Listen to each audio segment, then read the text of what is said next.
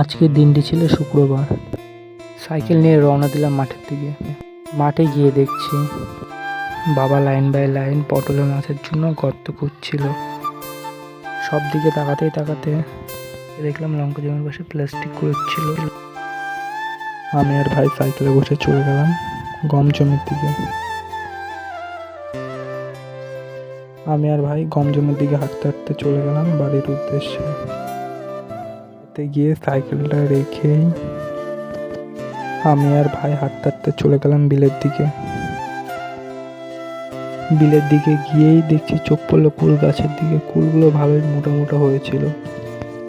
কুলগুলো পেরেই পকেটে ভরে নিয়ে চলে আসলাম বাড়ির দিকে। কলের পাড়ে গিয়ে ভাই কুলগুলো ধুয়ে দিল।